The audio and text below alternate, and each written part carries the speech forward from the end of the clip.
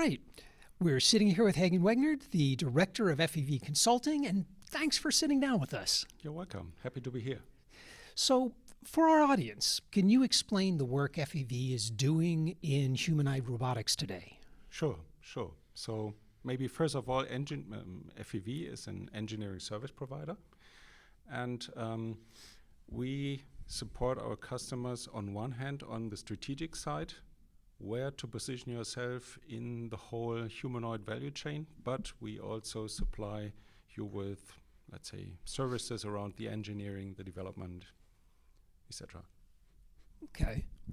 And I mean, so FEV does a lot of work, not just in humanoid robotics, but robotics across the board. Yeah. So I'm really curious on your opinion about what do you see as the most compelling use cases for humanoid robotics compared to, more traditional form factors in factory automation and the regular robotics we see around us every day? Mm-hmm. Mm-hmm.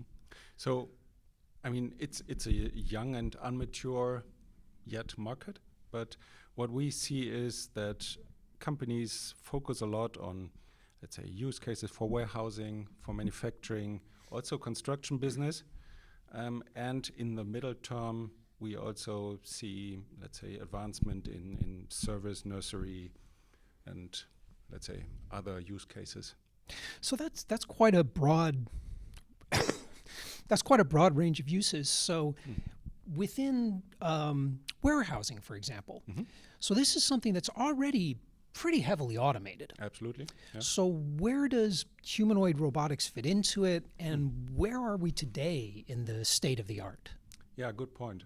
So yes, we see a lot of automation there. However, you will always find certain pick and place stations where people are just moving parts from one box to the other.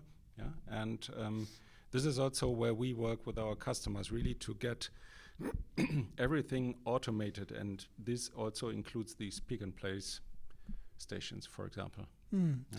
So is it primarily a technology problem? Is it an integration problem, sensing problem? It's actually both. All of the above. Yeah, so the key motivation is, of course, maybe you need a high degree of automation. Many companies care about the workforce. Yeah, especially with this now, all the boom generation go into retirement. So if it then comes to really the operation itself, it's about sensing the product, touching it, and then also understanding where to put it, and the communication with any kind of ERP system to know what actually needs to be done. Yeah. So when you're dealing with warehouse picking, for example, this requires a high degree of dexterity, generally very fine movements. And you were talking before about its use in construction. So I imagine it's a very different domain there. Absolutely. And this is also one of the key points we try to explain to our customers, that you need to look at the use cases and their specific requirements. So in construction, you need other payloads, other battery sizes, and for the pick and place, for example, for cosmetics, it's very sensible. You don't need must not scratch the surface any kind of lipstick because customer doesn't like it. So that's the challenge. Yeah? So in construction, for example, what are the bottlenecks? What are the challenges with deploying humanoid robots and automation in general into that industry? Yeah. So on one hand, it's of course a very difficult environment, yeah, because it's constantly changing and the robot needs to find himself in every new situation. And the other point is simply the requirements for the actuators, for the sensing, for the whole body structure, because it's a dusty area, it's heavy payloads, the uptime of the battery is far too low.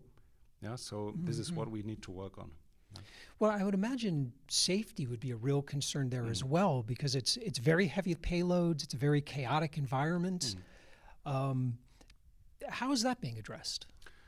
Yeah, I mean, of course, we see a lot of regulations coming up that try to describe it a little bit. In the end, it's really training on the workforce to say, guy, this is a robot, 170 tall, maybe 70 kilos. If he steps on your foot, it's dangerous. Yeah, and there might be some uncoordinated movements. This is what you really need also to communicate with your workforce, with the remaining human workforce. Yeah. Excellent.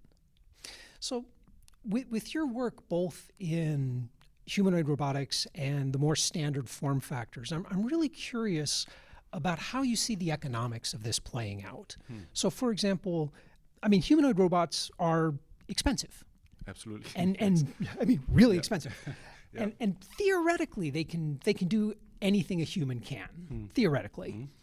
But it would seem that as soon as a task gets automated, there's going to be this economic pressure to drive the costs down. And don't give it 2 arms if it needs 1. And don't give it legs if you can put it on wheels or tracks. And so I'm curious if you think that industrial humanoid robots have a long-term value proposition. Well, there are different perspectives to this. On one hand, we have done this exercise for some of our customers. We really see with the economy of scale that the costs will go down, for sure. It's a matter of numbers of robots produced. Currently, we see prices about more than 100K, etc. And we think that it will go down to 20, 25K. Yeah? So I think it's a reasonable range.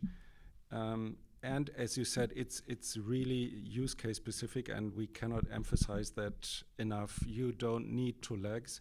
You just need an arm, maybe a sensing head, yeah, an upper body structure, maybe on a rolling chassis. That's it. Yeah, so this is why we always talk about not about humanoids, but advanced robotics, because it will look different. Right. I mean, the technology being developed can be deployed in a huge variety of form factors. Yeah. So the humanoid form factor, do you think there is a killer application for that factor, or do you think it's going to be more of a generalist? Again, I think it's very use case specific. There will not be this humanoid platform, just an Optimus for everyone. Yeah, so it's really, we are talking also with other automotive OEMs who try to develop their own robots, and we don't even talk about 2 legs, right. or quadrupeds. It's simply for this specific use case, pick and place, or any other operation. It simply doesn't make sense. That makes a lot of sense. So listen, with your time in Japan and at this humanoid summit, what unique strengths do you think Japan has to offer the world in humanoid robotics and in physical AI in general? I mean, we are active in Japan for the last 10, 15 years now with FEV Consulting, and what is really amazing here is the amount of R&D and what kind of innovation Japanese companies have internally. It's just about getting to know it and to bring it to the market. This is one of the key challenges, but there are huge opportunities, and Japan has a legacy because the first humanoids actually came up in the 1780s. Yeah, so they know how to do it. 25 years ago, I mean, Japan was the undisputed leader in humanoid robotics.